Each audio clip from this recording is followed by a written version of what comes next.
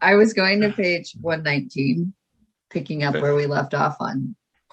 We had talked a little bit about codependency, and I was wanting to go deeper into grief as part of this discussion too, but to lead in and kind of similar to how we got to grief, I don't know if we'll take the exact same path, but I was sitting with, the concepts from your book, and I'm a big fan of Eckhart Tolle.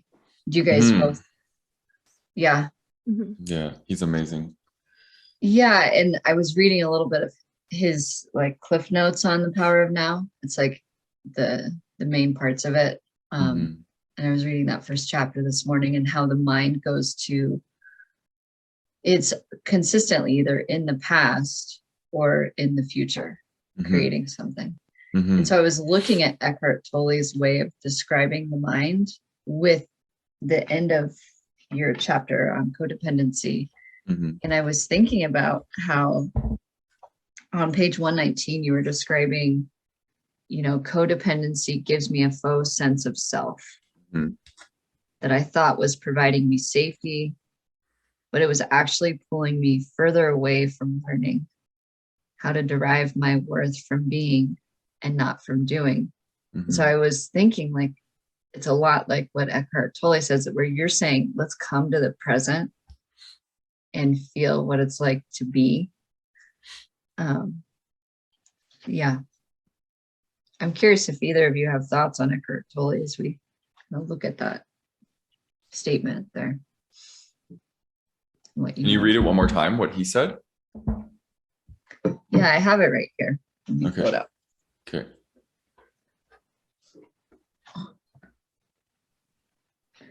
Realize deeply that the present moment is all you ever have. Make the now the primary focus of your life. So it's out of this one. Okay, yeah.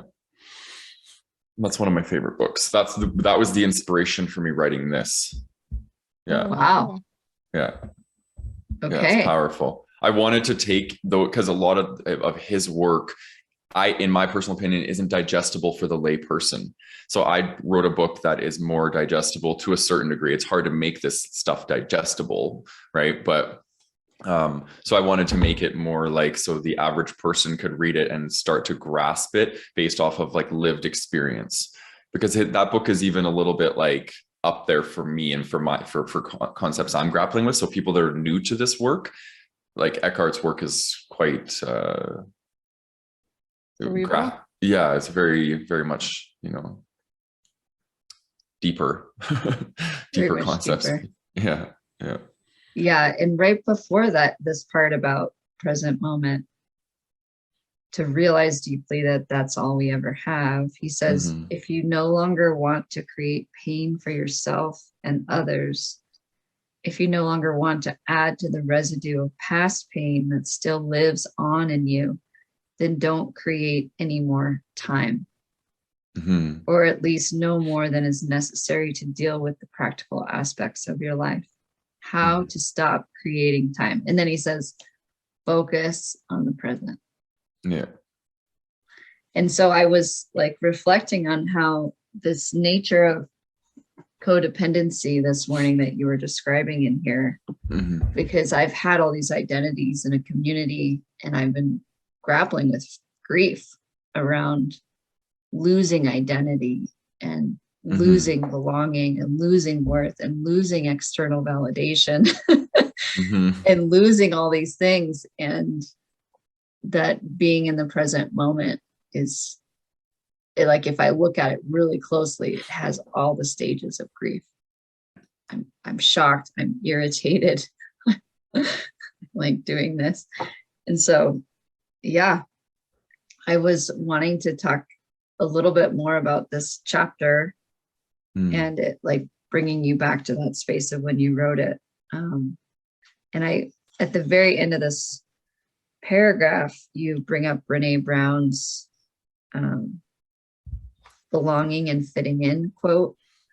I was really wanting to hear your perspective on that, especially for highly sensitive people. If you like to read her quote and any and reflect on any thoughts that you had around that. I would love to hear it. Mm-hmm. So yeah, Brene Brown describes the difference between belonging and fitting in as this. Fitting in is about assessing a situation and becoming who you need to be accepted. Belonging, on the other hand, doesn't require us to change who we are. It requires us to be who we are. And then I went on to say, this quote helped me understand my reliance on external validation as a byproduct of trying to fit in. People who feel they belong to themselves first, and therefore don't betray themselves to belong. This leaves space for internal validation to flourish because you aren't so heavily reliant on others to accept you, because you accept yourself already. You know, it's really fascinating because I grew up in a codependent family. I grew up in lots of codependent relationships, and then this started to bleed into my own intimate relationships. And I really realized this in the last few years, just how codependent I was in playing out the dynamic of victim and also playing out the dynamic of savior, right? Which is the two dynamics that play out in codependency. And one of the things that really stood out for me, and authentic relating really helped me with this, is because authentic relating is about getting into the present moment, being in the present moment with somebody. And what I noticed from my codependency patterning and the way that I was conditioned was that everything was relational to time, right? I was always focusing on accumulation of experiences with people. And if I didn't have that accumulation of experiences, then it didn't hold value. Right. And that's where I started to get really caught up in my intimate relationships, is because I needed things to be labeled. I needed my needs to be met in certain ways. And it was just so much focus on the future and on the past. So the unmet needs in the past, and then over focusing on the future of ways that I can get those needs met. And healing codependency for me was a lot about, it was grief work. And I think that's what you were talking about from the beginning, Kat, is like this, just so much grief right now as human beings learn through this awakening that I think the planet is going through. I think human beings are learning sovereignty. And when sovereignty is the opposite of codependency, right? So we need to grieve the false sense of ways that we think we're connecting to people, but really it's just a projection of time. Time is one of the projections of, I can't meet my needs unless they're being met by you, or I can't feel my emotions unless I'm being observed by somebody else. That's another codependent way of being. And I think a lot of us are shedding this and learning sovereignty through shedding and grieving a lot of these unmet needs that we experienced in childhood. And I think sensitive people, like you want to tie it back into sensitive people, is a lot of us have a ton of unmet needs from childhood because we had complex needs, and our parents likely weren't equipped to meet these complex needs. And we didn't even know we had sensory processing sensitivity, so we couldn't advocate for these needs to be met. So a lot of things went under the radar, right? Like feeling misunderstood is a big one, not feeling like we belong, shame for being different, for being emotional, for being needy, like all these are things. So there's just a ton of unmet needs. And I think a big one too is, and this was a big one for me, and this is why my brand is all about authenticity, is I didn't get a chance to feel safe within my authentic self for that part of me to develop. So I kept building this inauthentic version of Matt that fit into the world. Mm-hmm. But so a lot of my healing has been deconstructing all of these things I constructed to fit into the world, deconstructing those, grieving those things. And then I'm now coming into this sovereign being that's like just rooted in his authenticity, because I had to let go of the things that were no longer serving me. So it's all kind of intertwined, right? Like you see how all of these threads kind of connect to one another, like codependency, grief, being sensitive, being different, authenticity, like they're all kind of blended. Mm. Yeah. And what really stood out to me when you were speaking was needing to feel my emotions when someone's present, not being able to do it without someone sitting there, just to highlight that one piece. Yeah. Yeah. What is it like to hear that?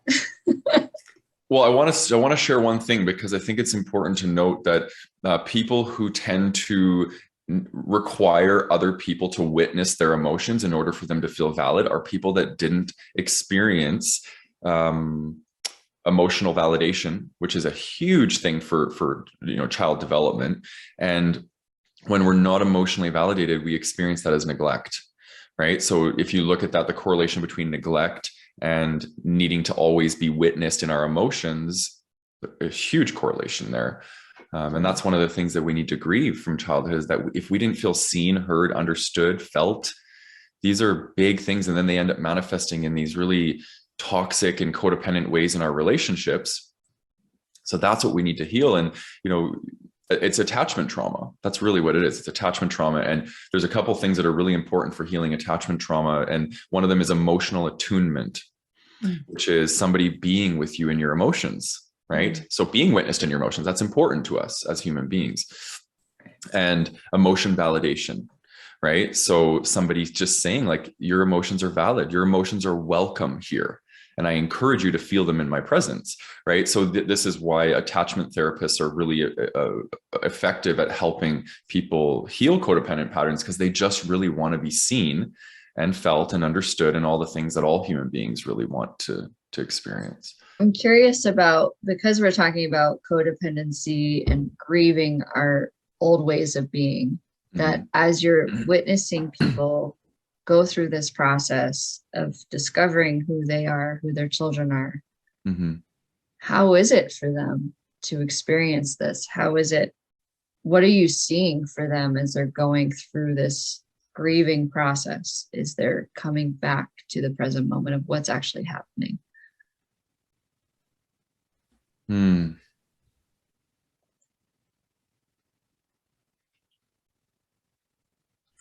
I think the thing that stands out is this connection to the felt sense, I think, is the most important, because when a lot of us engage in codependency, a lot of us, when we're engaged in those types of relationships, we're very much governed by our mind and by our ego. And I think as humanity's, waking up, they're waking up through connection to their body, right? Inner and outer body, like we talked about in part one of this. And I do think that happens with the masculine and the feminine restoring balance within the being, because the feminine is more the body, the masculine is more the mind, right? And we've been governed for so many centuries, really, by our minds. And I think as this awakening happens and people heal, they're healing through connecting to their body and connecting to the feminine. So I just think that there's such an importance right now on surrendering, first of all, and we surrender through constantly choosing to allow, right? Allowance. It's one of the most important spiritual principles, right? We need to allow ourselves to feel. We need to allow ourselves to be able to discern the gifts within our adversity, right? And we need to allow ourselves to learn from others. Like, there's just so much value in allowing, and that's the principle of allowing, is very much a feminine energy. It's a feminine energy that we need as far as receiving and letting the universe transform us. So I just think an easy way to sum it up would just be balance. Balance is so key right now. Yeah. And I was hoping you would talk more about spiritual connection to your work. So what would you define as your spiritual connection, and whatever you want to describe about that? That's a very big question. I would say probably for me, spirituality is, well, my journey has taught me that it was something to hide within.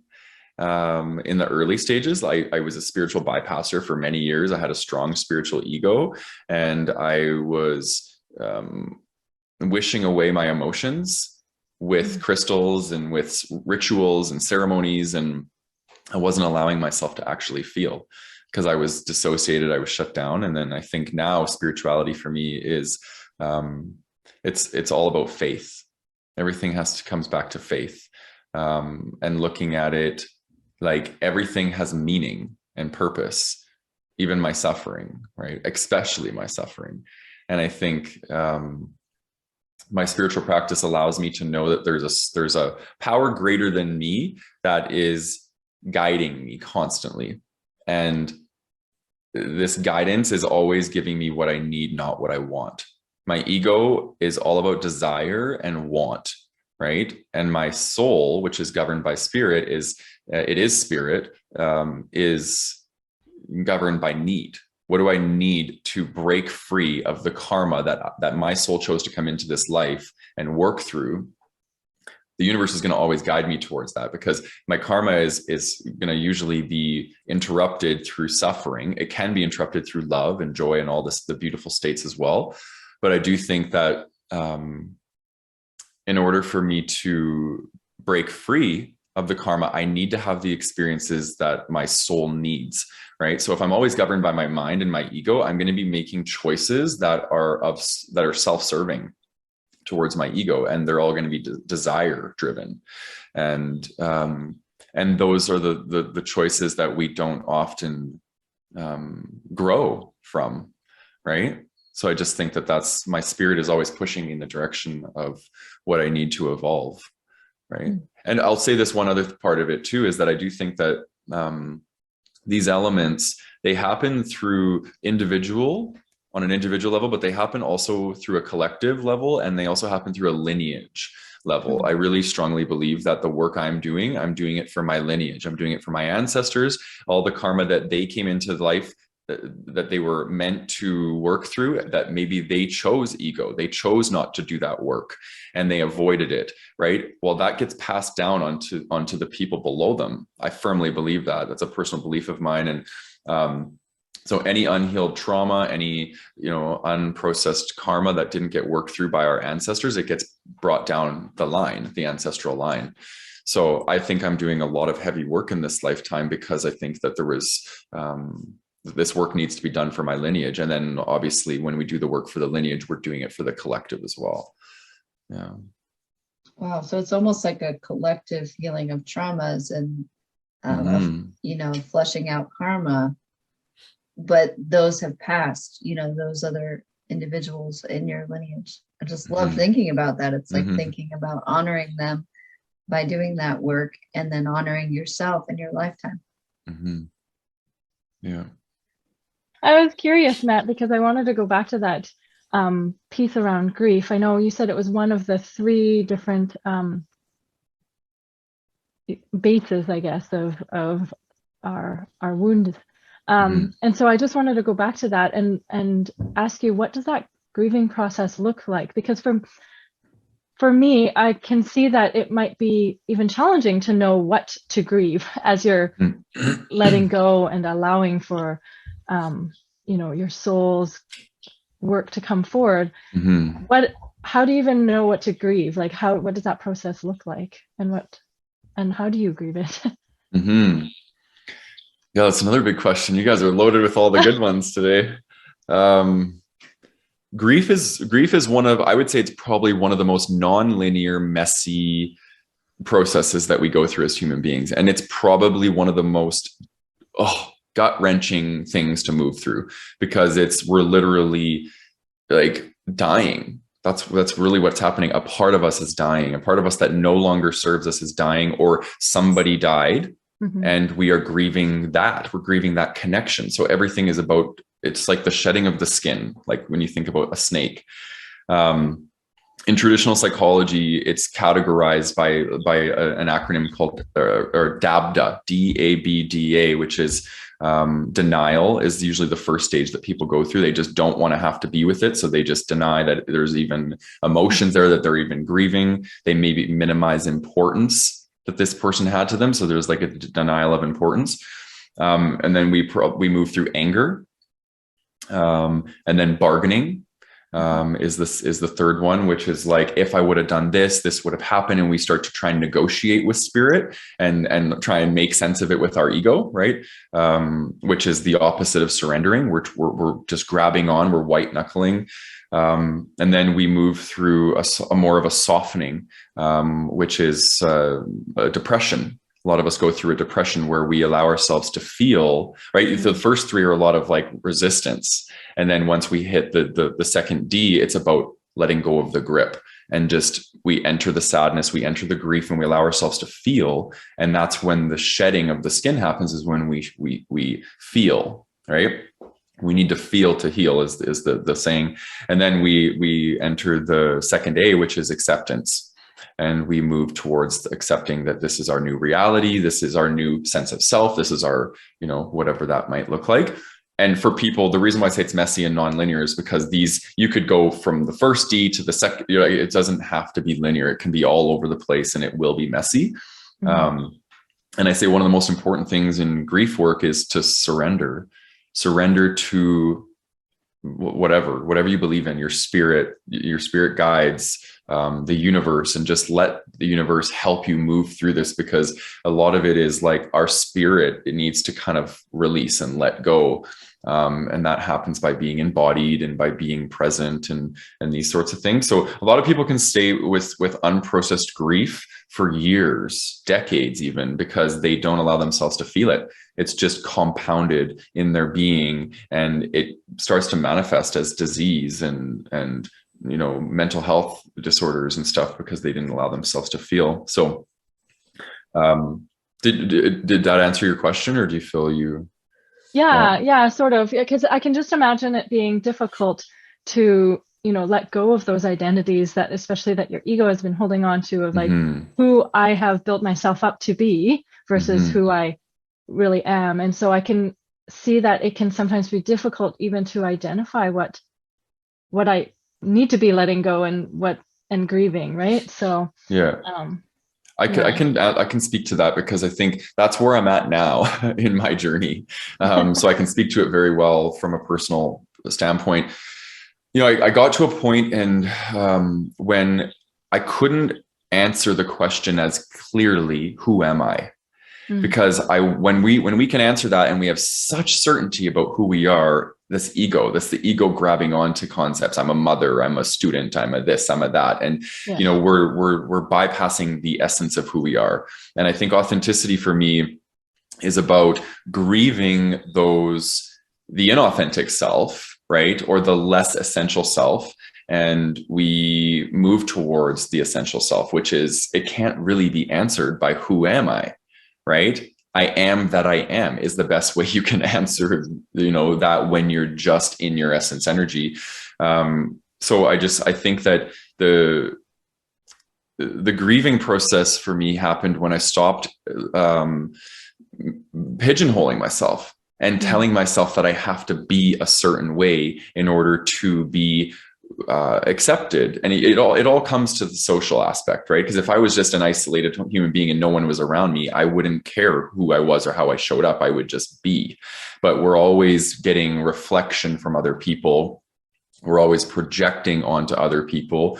And we're doing it all for one reason, is acceptance. We all want acceptance and belonging, and we want to avoid anything that's rooted in shame, that says you're outcasted, you're not included here, right? I think that's one of humanity's greatest fears. We don't want to experience that. So we do what we need to do. We conform, we put ourselves in little boxes, in little packages, and then we hand it to people and say, here, this is easy for you to digest. I'm easy to digest. Here you go. So we start living our lives for other people. But when we become authentic, I always say that it's like one of the most lonely journeys. Like the journey back home to your authentic self is one of the most lonely journeys, because I'll speak for myself. I experienced a lot of rejection. When I stopped people pleasing and I stopped conforming, I started to get resistance from people, because they didn't like the fact that they could no longer digest me as easily. They no longer knew who I was. I was no longer predictable to them. And a lot of human beings don't like that, because it makes them feel unsafe, and it brings up their own attachment trauma, right? So you get a ton of projections, you get a ton of transference from people. And it takes a real courageous human being to stay the course and just return back home to your essence energy and stop defining yourself as much. And to bring it back to grief, it all starts with grief. It all starts with asking yourself, who am I? How do people see me? And then saying, am I willing to rise above that? Am I willing to shed these identities And so I can be all that I am instead of just being whatever you've latched onto that you think you need to be. Right? Because this limiting, that's why we become so limited as human beings, is because we're only identifying with our ego. We're not identifying with our spirit and the infinite possibility that our spirit can become and be anything that it wants to be. Right. So totally. Yeah. Grief is so important. But a lot of human beings, they don't want to move through it because it requires a lot of feeling, and grief can be very, very all encompassing. Right? Like, I remember when I was going through a lot of my grief work, I had very little capacity for other things in my life, relationships, work. Like, it was heavy. I had to really go through it. And, I think that the grief work on the spiritual awakening path is the dark night of the soul. Right? And I hate that term because it's, first of all, it doesn't happen for one night and it's not happening to your soul. It should be called like the dark year of your ego, because it really, it's a long process for most people. And it's your ego is shedding and learning how to be more flexible so that it can allow your spirit to take over and be the vastness to which you are. Yeah. I love that. Thank you. I've always said that, we really need to deconstruct and break apart what this idea of like success looks like, or, that person to that fits in. It's just, there's so much there that I think a lot of people try and live up to. And it's all they're constructs that we've put together as society that aren't serving so many people. Yeah. It's go. No, you go. Yeah. And a lot of what we've talked about on this podcast is like the intersection of these constructs, like our relationship to them, like how we feel about them, how they're informing our ego, how they're like building us up and, causing us to want to construct more of an ego and more of an identity, the programming and constructs themselves, the ones inherited, not just from our lineage, from all the different cultures. So we talk a lot about that. I was reminded this morning to bring up patriarchy stress disorder on this call. To just talk about how much grieving comes from no longer being in the prison of needing to conform to energy around the masculine and feminine being out of balance. So instead of emasculating my being as Kat, as a feminine embodied woman, I don't have to emasculate anymore. If I'm in my authentic essence, I can present something in a very receptive way and surrendered way, in a very calm way, from a feminine standpoint, in a very masculine environment, and feel a lot more balance in the space for me personally. Oh, I just wanted to comment on something, because I feel like one of the most, the ways that we attach to identities is through our appearance, like how we're presenting ourselves to people. And a lot of us hold on to these things, whether it's a haircut or it's a style of clothing that we wear, or it's the way that we carry ourselves. These sorts of things need to be made more flexible if we want to embody this essential energy, because I do think that when we attach to our appearance, it means that we've attached to a construct or a concept, a self-concept of who we are, and we present that to the world, right? And if you think about it, we're all just our own little marketing manager, right? We're marketing ourselves to the world. And I think if we can revisit our marketing campaign and say, oh, I'd like to like try this and try that, like do something different. Like, I shaved off my beard and I created a goatee. And for me, it was anxiety provoking. So I'm like, what are people going to think about my new goatee? Right. And we start to, again, it's all about this mirror of, well, how is the world going to receive me?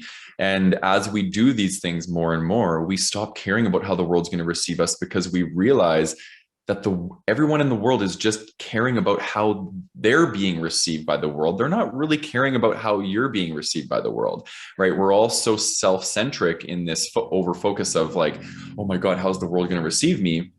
So if we take that wisdom and we apply it to self, we know that, okay, everybody's just in their own lane, worrying about their own fears and their own insecurities. So I can just own me over here and do what I need to do that feels good. So I would encourage people, if you're listening and you're like, I've always wanted to get that haircut, or I've always wanted to, wear this, but I don't feel like it fits who I am. Well, try it and see what it feels like to like embody that new energy. And that's where I think we transform as human beings, when we allow a new energy to come into our sphere and kind of shake things up a little, Yeah.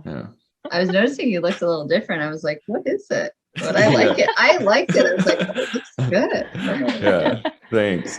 Oh, it's awesome. And I love that you said that it gets easier, right? Because I think that's the hard part. As you said, most people, they just stop at that resistance because they're like, ooh, this thing's really big. If I have to like let go of this or grieve this or feel this, that initial piece or step just is very daunting, right? So yeah.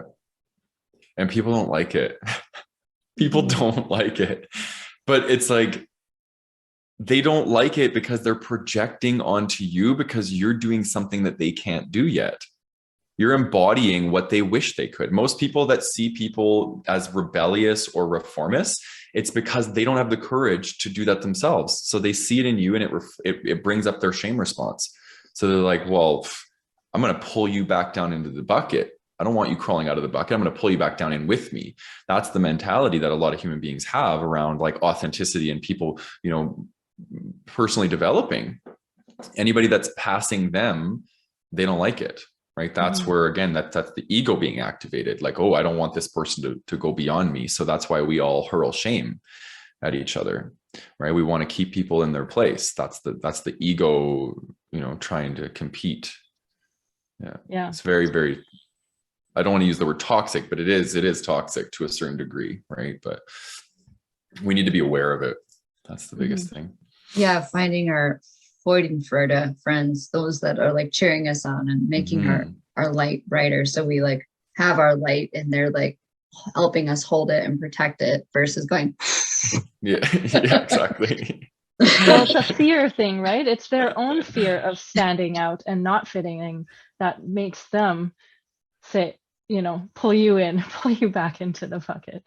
Yeah. I think we're moving from the Piscean age was all about conformity, in my opinion. And it was about the dominator system really grabbing a hold of us and taking that patriarchal mentality and just, jamming it into us. And now I think the Aquarian age is all about authenticity. I think we're learning sovereignty. We're learning autonomy. We're flipping the me to we. So we can all feel connected to our spirit instead of our ego, so we can pull people out of the bucket, right? That's how the matrix is going to crumble, is by all of us pulling each other out of the bucket and being like, oh, okay, like this isn't working for us anymore. This is just the analogy of, the red ants and the black ants being in the jar and shaking it up, right? They start fighting each other. I think that's what this dominator system wanted. Division amongst the people because they're easier to control. And I do think that we're waking up to that. And we're like, right? We want to wake up to our essential self, to our spirit, so we can pull each other out of this matrix, out of the bucket, and stop dividing from one another. Yeah. I wanted to dig into this word sovereignty too, because to me, it's like, it's independence, it's separation.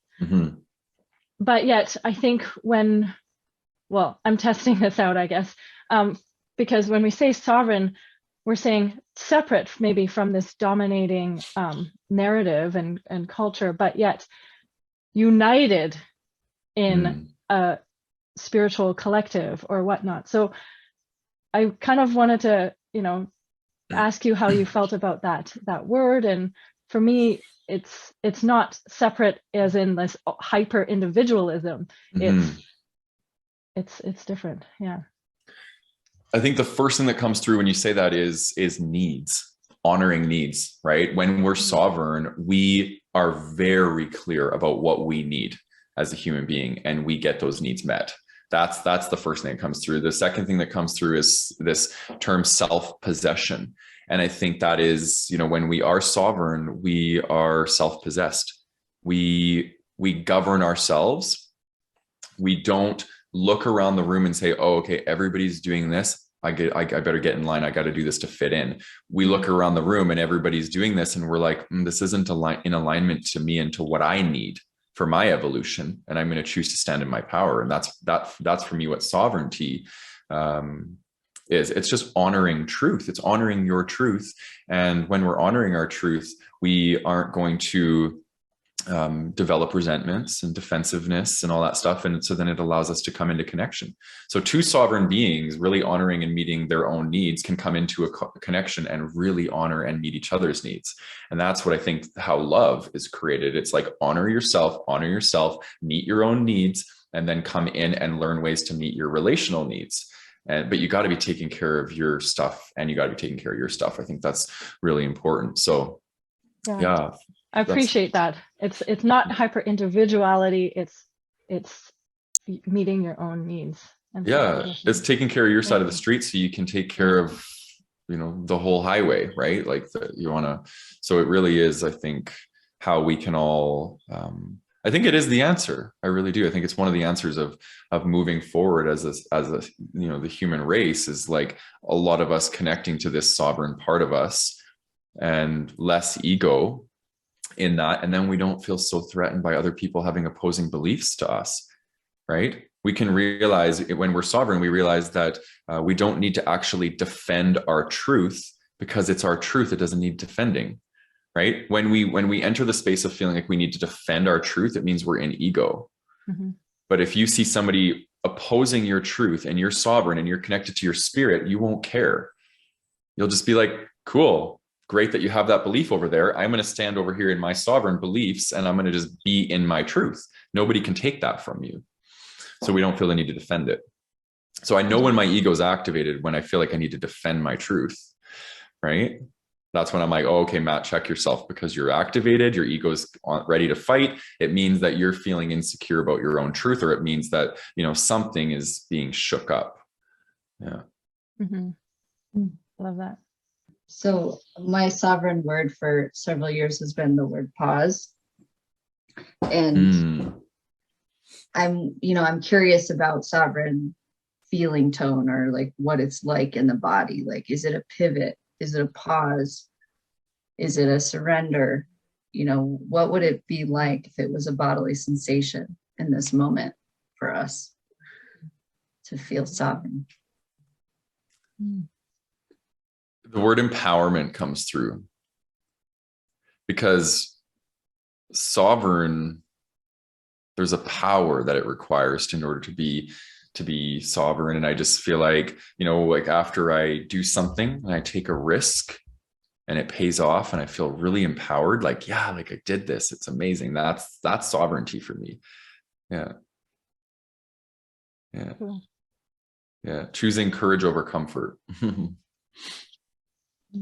And then I would add feeling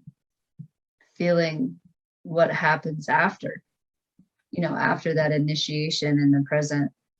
Then there's like, for me, like this movement of a wave that has like a full arcing, and then it like lands back into the sand, and then it like recedes. It's like there's so much movement for me, and like in my personal experience today is like this ocean, and I'm in the crash right now, not in a very pretty space.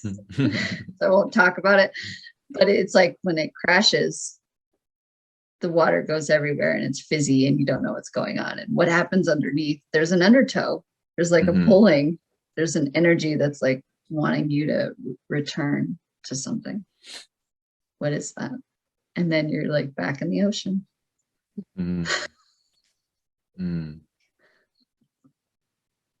It's like the tide. You just made me think about the tide. It's constantly coming in and out, and it's funny because the tide is governed by the moon. The moon is feminine, right? So the feminine is really good at allowing, surrendering, letting flow take its place. No resistance, right? Resistance is the masculine saying, no, we need it to go this way. We need to have this outcome, right? And the feminine's like, no, we're just going to let the outcome naturally find its course. So yeah, sovereignty is very much, in my opinion, governed by the feminine energy. Feminine energy is very powerful. A lot of people think that it's just this meek, like receiving energy, but the destruction of this planet, the energy of destruction is actually governed by a feminine energy, right? So what no longer serves us in our life, and to bring it back to grief, what actually instigates grief is something isn't working and I need to release it and let go of it and destruct it and stir it up in my world. That's the feminine energy. So grief actually happens when you allow your feminine to come in and start to rise within your being, right? So I said, one of the quotes I wrote on my Instagram recently was, when I embodied my divine feminine, I embodied a warrior, because that's what I feel like, right? And that's another word for, that makes me think of sovereignty, is like, warrior energy. And I just think that the feminine energy is totally warrior energy. And I love it. Yeah. I love that.